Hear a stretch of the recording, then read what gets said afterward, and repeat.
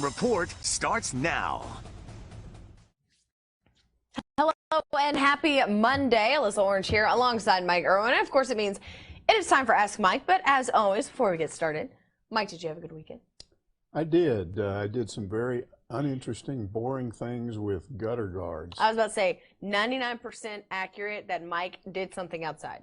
Well, the weather was good, and again, I've got these old-style gutter guards that don't really work very well, so I'm trying a new one. And that's what goes over the gutter, so that you don't have like to go leaves... climb up there and clean it out, because I've got trees Sure. all over the top of my house, and you have to keep that stuff out of the gutter. So it was not interesting, but just work. Well, I tell you what, we might need some at my house because my husband got 2 wiffle golf balls stuck in gutters because him and Finn were playing outside. Yeah, you got to put something over that to keep them, make Right. them roll right Yeah, off now they're the just top. now they're just sitting in the gutter. So it is his opportunity to try to get those at a later date. But here we go. It is Ask Mike as always. And Mike, we got 2 pages today, so we got a lot of questions to cover. Wow. Some of that's just keep your notes. answers short. Some of those are just notes. Okay. All right. Well, hope I don't read over your notes. Let's get started. As always, said 76 loyal listener right here wants to know: do you think the 2020 football season or the 2020 football team would have made a bowl game if someone on staff had been promoted to interim head coach instead of bringing back John L. Smith? The team started the season ranked in the top 10, if I remember correctly, before that infamous UML game in Little Rock. Yeah, I think he's talking about the 2012 season. That was the Bobby Petrino motorcycle thing. And then Jeff Long eventually decided that he would just, he had a lot of people that was interested in that job. Phil Fulmer, who's now the athletic director and won a national championship at Tennessee, he wanted to take that job, and they turned him down because, as we now know, he wanted Brett Bielema. He pretty much decided to sit it out for 8 months, and then when Wisconsin's season was over, he would hire Bielema, even though he didn't tell anybody and kept it really secret. Would they have gone to a bowl game? Yes. That team won 4 games, and they had no head coach because John L. Smith was not a head coach. He bamboozled Jeff Long into believing that because he had somehow been allegedly Bobby Petrino's mentor, he had been a head coach and Petrino had worked under him, and they were friends. But I don't think he learned Bobby Petrino's offense, and that's not what he didn't function like that. What he did was he took Paul Petrino, Bobby's brother, and let him run the offense, and he let the defensive coordinator run the defense, and he didn't do much of anything, and it caused a lot of problems. A lot of the players and parents were unwilling to talk about that while it was going on, but when the season was over, they told us a lot about how disorganized everything was. I do remember one game that they lost. The quarterback, Tyler Wilson, came in, and he wasn't scheduled to talk for whatever reason. You lose a game, your quarterback, you normally have your quarterback in there. And I guess John L. decided we don't want him in there. I don't know what the deal was, but he came in anyway and really gave a better answer than John L. did. He upstaged him. He made more sense to us and gave us more information than the head coach did. That's when you know you've got problems. So that team would have won. That team would have gone to a bowl game, might have won 8 games. They were going downhill after that motorcycle accident. He hadn't recruited as well as he had, but they would have won more. Dropped off. They wouldn't have dropped off to 4 games. All right, Redleg wants to know: so many 5-star and high 4-star in-state recruits in football and basketball have snubbed Arkansas over the past decade, and often for SEC rivals to help them beat their home state Hogs. Why does it seem so difficult for the Razorback coaches to land these higher-ranked in-state recruits, and why does it seem that so many of them do not have any loyalty to the Razorbacks after most grow up calling the Hogs? I think that's overstated a little bit. We don't have a lot of 5-stars in this state. Occasionally in football you'll have one, maybe occasionally in basketball. Most of the guys he's talking about were 4-star guys. In basketball, there was a period of time where they lost some notable guys in a real short period of time. I kind of really got into that and talked to a lot of people behind the scenes, and a lot of them were blaming Mike Anderson. What I pretty much concluded that was going on at that time was those 3 guys weren't coming to Arkansas anyway. And he knew it and didn't really heavily pursue them. Why are you going to pursue somebody and try to land them if they pretty much told you I'm not coming? So I think he was probably unfairly blamed for some of that. I just think you go through periods where athletes want to leave and go somewhere else, and there's no rhyme or reason to it. Sometimes it can come in clusters, sometimes it's spread out. Now, I've covered football since '75. Every year, almost every year, one of those top 3 or 4 guys goes somewhere else. Why?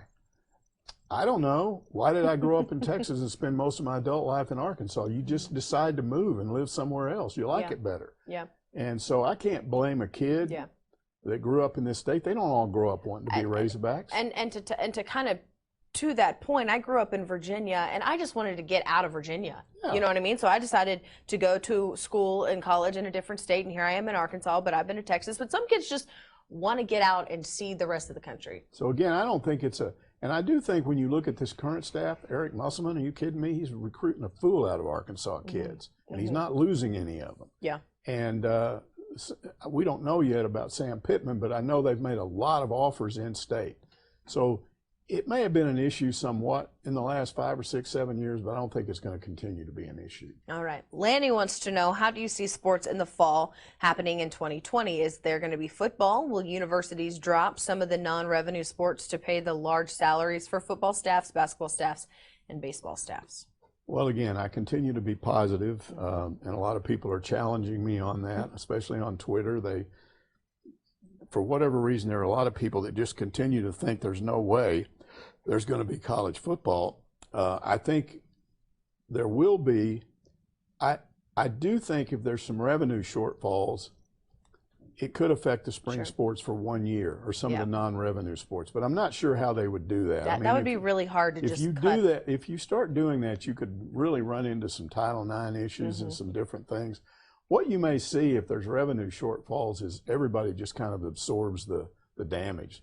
They might reduce salaries of all coaches.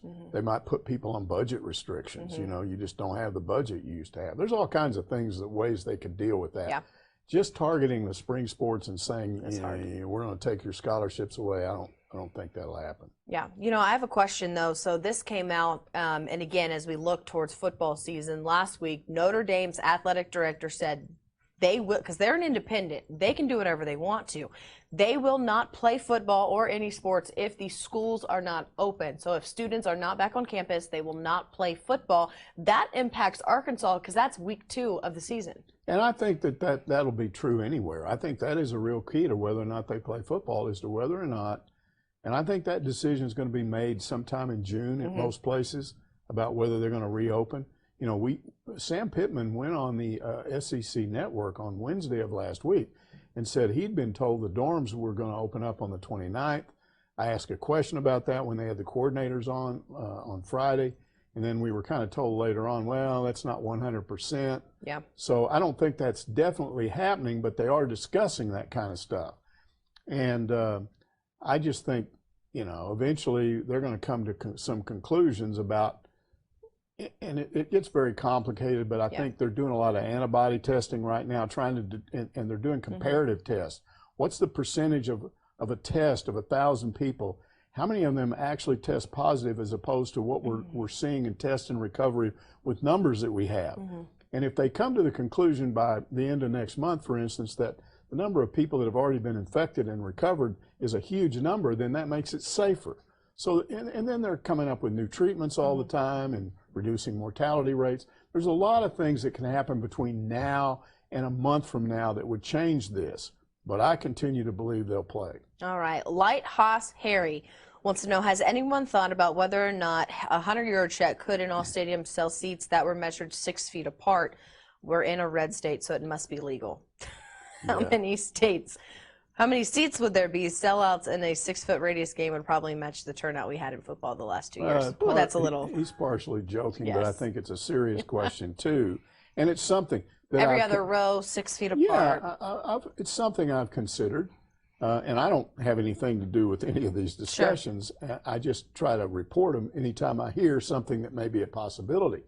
And that would be a possibility. If you are a €100 check and you got a 75,000 seat stadium, you could say we're only going to sell 35,000 tickets to this game, and everybody has to sit every other seat. Now that might be hard to determine that and determine who would go and who wouldn't, but you could Sure. do that. Or you could have groups of 6, and then 6 feet away you can have another group of 6. Because There's if I do come to a game with my husband, I don't want him to be Sure. 6 feet. I'm about to go home with the guy, so Well, maybe you might be able to do that. There are some options. absolutely. I think. But that is just one of the possibilities, that you wouldn't have a full stadium, but you would have a Pockets stadium. of fans. Okay. Alabama Hog wants to know, most Power 5 athletic programs are not self-sufficient, and most, if not all, universities will be facing a financial crisis due to COVID-19. Is there a clause in coaching contracts that allow universities to reduce the coaching salary in the event of national emergencies? Do you think the budgetary issues universities may face will impact future contracts? Just by reading this, I do believe all Power 5 athletic programs are self-sufficient, for the most part. I think he's wrong about that. But the other part of the question is interesting, and that is something built into the contract? I would doubt it. Yeah. Because I don't think anybody thought about this Yeah, possibility. no one put a pandemic clause Right. in a contract. But what we've seen is at Iowa, for instance, the head coach there voluntarily agreed to a salary reduction. I think you may see more of that. I think it may become, honestly, these coaches make a lot of money. That's where you would start. If you're starting to have budget shortfalls, I could see a lot of them going, hey, I'm going to step up to the plate. I'm going to take a 20%, 15% or whatever reduction, do whatever I can to help. Yeah. All right. I like it. I was there in 1969. Asked, how well do you think Chad Morris is going to do at Auburn now that he doesn't have to see the Friday night lights in Texas anymore? Interesting. The theory being, and this is a common theory among Razorback fans, that whole deal where he was going to watch his son play on Friday night was the reason why they were playing badly. I've never believed that. What I do believe, and especially I talked to some people that know Chad Morris, knew him in Dallas from when he was there, and they did believe there was something to the fact that his wife and son didn't come here with him. And he's sitting in that big house. I think his daughter was going to school here, so she was there. But if you've ever seen that house he lived in, it was huge. It was bigger than the Beverly Hillbillies mansion, it was a monster. Yeah, you could have someone else living there, you'd never see him. And so some people that know him say that he weirded out over that he sat there night after night, and then they're getting beat and things aren't going right, and he's going home and just sitting around that place, and kind of it just affected him. So clearly at Auburn, that's not going to be an issue. Because I think his wife will be with him there. Now his son's going to Oklahoma, so he won't have him around. But I don't think he's going to be flying. I don't think Gus Malzahn would allow that. Here's the interesting thing about that, and we've talked about this before, I think. Razorback fans, a lot of them already don't like Gus because of the way he used his influence and past association with a lot of booster friends he has here to get himself a big fat contract at Auburn a couple of years ago, and then he turned Arkansas down. Some say he led them to believe he would come, and then he didn't. So they're mad at him about that. Now you throw Chad Morris on the top of that, because Chad Morris is widely disliked by Razorback fans, because they believe that he never wanted to be here in the first place. I don't know if that's true, but he certainly, it didn't go well. You can see where they wouldn't like him, and he probably doesn't have good fond memories of this place. So you put all those things together, that's going to, I think Arkansas's rival shifts from time to time. It's not always the same team. Yeah, it'll be Auburn. It was Ole Miss for a while. It was LSU. It's definitely not Missouri, but I think right now it's Auburn. Okay. Pig's Feet. It seems that Coach Musselman is still open to another grad transfer. Harms out of Purdue. Yeah. I thought we were at full roster. How would it work out to sign another? Destiny Slocum seems like a home run for Coach Neighbors. Can she make up for the roster losses? Okay, let's start with Musselman. Okay. I mean, the kid's 7'3". Sure. If you got a chance to have two 7'3" guys, especially one of them's an outside guy and the other's inside, can you imagine the little inside-outside game they'd have going? So you wouldn't turn a guy like that down. You would figure out a way to make a place for him on the roster. Those things can be worked out. Yep. I don't know that they're going to get him, but I think if he wants to come here, they will figure out a way to make it fit. As far as what happened over the weekend with Destiny, with the women's program, I haven't seen normal Razorback fans. I'm not talking about people that have always followed the women's program, because you always have some of those. I haven't seen the fan base in general this excited about women's basketball since Gary Blair, and that's been a long time ago. people are really starting to get excited about what Mike Neighbors is doing. And that's just another piece of the puzzle. Absolutely. A big-time player at Oregon State. She's going to be a grad transfer, can play right away. And he says make up for roster losses. They only lost Alexis Tolfree, which is a big loss, but Kiara Williams. You get Jalen Mason back. You still have Chelsea Dungy. They got a loaded team right now. Atiana Golden and Rokia Dumbia also leaving, but they're loaded. Yeah, and you got Vic Schaefer leaving Mississippi. Vic Schaefer going to Texas. I haven't seen you, I don't know, since then. How about that? That was a big shocker to Mississippi. I wonder what Hillary thought. I don't know. That was a big shocker, but you know, that could cause issues at Mississippi State. Yeah. So we could see Musselman moving into that top.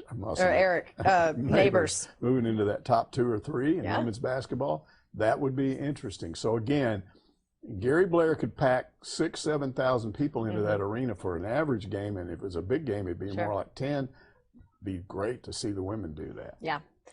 So I saw Razorback Redneck wants to know, not myself. I saw the teleconference featuring Barry Odom and Kendall Bras last week. What part impressed you the most? For Odom, he got asked a question about all those gouge plays Arkansas has been giving up over the last 2 years, especially on the ground. Remember all those mid-major teams that had these running backs that go like 70? And you go, what's wrong? What's going on there? So he got asked that. And what would you do scheme-wise? What are you going to bring to the table scheme-wise to prevent that? And I don't remember it. I can't give you the exact quote. What he ended up basically saying was, you don't do that with schemes. You do it by playing better football. You tackle better. Yeah. You have, eyeball recognition. You're not out of place. You're just better fundamentally. So it's not schemes that do that. I love that answer. And then Briles, he was asked, everybody's got a name for their offense, the run and shoot and the power spread and all these hurry up, no huddle and all this stuff. He said, what name does your offense have? And he said, hopefully successful. I love that answer. And he went on to say that, look, you call it whatever you want to. Yeah. We just want to win. Yeah. We want it to be successful. So scoring offense, whatever it can. Love the answer. That was great. All right. MDW wants to know, this pandemic is going to have all kinds of ripple effects throughout society. Could you see the pandemic causing a reversal in the runaway coaching salaries of college football coaches? If there aren't full stadiums for a year or two, might coaching contracts have to be restructured with pay cuts? Will TV networks be required to renegotiate TV right deals to pay less? I don't think on a one-year deal. And by the way, I agree. There's a possibility if they play, you would have reduced numbers of people in the stands for football and basketball, maybe even baseball. But I don't believe on a one-year thing it's going to cause TV contracts to be changed. And I don't think they will renegotiate a coach's contract. Again, I think what's more likely is what I've said before, which is they would just take a pay cut for this specific year. I do believe once we are a year behind this and we're back to normal, there'll probably be a vaccination by then, it won't be an issue. Then you're going to see crowds back in there again. People will be so glad to be able to go to a football stadium and not have to worry about this stuff, that I think you're going to have big crowds again, and I think coaches will just go back to whatever contracts they have. Yeah. All right. JB Carroll asks, did you see what I posted on Hogville about a possible return to Twoadays in preseason camp as a way of getting teams prepared with no spring football this year? What do you think about the idea? Yeah, I did see it. It came out of an article that Dennis Dodd wrote this morning, and it's a really good article. It's another network, not trying to promote another network. And Dodd, I've been critical of him because he's one of the people that's been passing all this negative information on. This guy says this won't happen, not play. He wrote a really good overall article that discusses all of the positives and all of the possible negatives. And one of the positives was there's apparently a group of athletic trainers, doctors, and coaches that have got together. And I guess there's been a study done recently, unrelated to COVID-19, but a study done that said that when they got rid of Twoadays a few years ago, that it has had no effect. In other words, this thing they were all worried about was dehydration and got player deaths and all. They've now concluded and done studies that show more players die in the off season than on the end. And you think about it, what happens to a lot of players in the off season? I mean, some of them have car wrecks, some of them commit suicide. It's terrible, but it happens. Some of them get shot. We see all the time somebody gets in a fight somewhere and so they end up shot. more players die away from football than during football. And so they've apparently concluded that this two-a-day danger is not really what they thought it was. So this group of people, and I'm not sure who they are because he didn't explain that, but he said they're getting together and working and trying to figure out a way. Mm-hmm. You know, this is very interesting. You know, we didn't have spring football. Mm-hmm. So how do you get these guys ready if a decision is made late in the summer to play the game? And he said you could have two-a-days back without any real issues, and that would make up for the lack of whatever they had last spring. Mm-hmm. So that's one of the possibilities. But the article also goes into a number of other things they're considering. You know, some of it we've already heard, the possibility of pushing back the season and only playing conference games, possibility of playing in the spring and then having another football season in the fall. All of these things, but there are several quotes, including from the NCAA's chief medical officer. This is the guy that's in charge of the safety of players at the NCAA. And I don't know if I have the exact quote. He says, "I'm cautiously optimistic we can get the season in." He's been there for 8 years. This is their medical officer, not saying gloom and doom. I'm cautiously optimistic. And then you've got Kansas State's head coach saying, look, we got to figure out a way to play. We got to be creative. We got to make it happen, because if we don't, and this is what I've been trying to say, if you don't play football this fall, I don't think there are people out there that understand the financial disaster we're talking about. Nobody wants it to be done if it's not safe. Sure. But I go back to what I said at the start of this, which is there are things right now that we don't know. They're going to start antibody testing, find out what percentage of the population actually has it.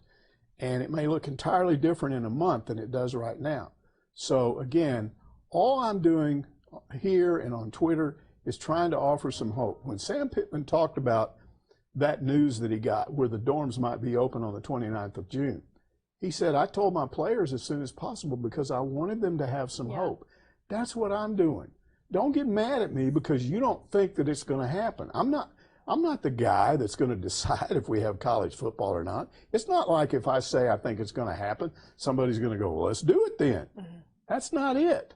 I just want to pass along the positive things that I hear so that those of you out there that want to remain upbeat can be upbeat. And if you don't believe it's going to happen, just ignore me. All right. I think that's it. These are all your notes. Yeah. I think I've realized. I thought there were more questions. No, they're notes. Yeah. All right. I have a question for you. Okay. What are you going to do this weekend? Got any plans? I've got these areas where, you know, it rained all winter long. I don't know if you noticed that. No, did it? It just never stopped. Yeah. And I've got 3 dogs that just go out in the backyard. They've got pet doors so they can go outside anytime they want. Well, they go out all the time and just stomp that wet ground and then kill the grass. Yeah. And so I live on a slope and I can't not have grass because it erodes, it washes away all the topsoil. And if you do that enough, trees will start falling over. So I'm constantly having to put new topsoil down and replant grass. And that's what I'll be doing this weekend. All right. If you want to go help Mike replant some grass. Not fun stuff. I don't enjoy doing it. It just has to be done. One of these days, he's going to actually do something fun on his weekend. Not climb a ladder. I like to go out not and play fix a some roof. golf. That would be good. It's just been too cold. It's not. I don't think it's going to be cold. It warms up this week. That's I know. All right. I hope you get on the golf course then. If you have a question for Ask Mike, remember, just head over to Hogville, click on the Ask Mike forum, and ask him a question. We will see you right here next week, next Monday. Have a great rest of your day, everybody.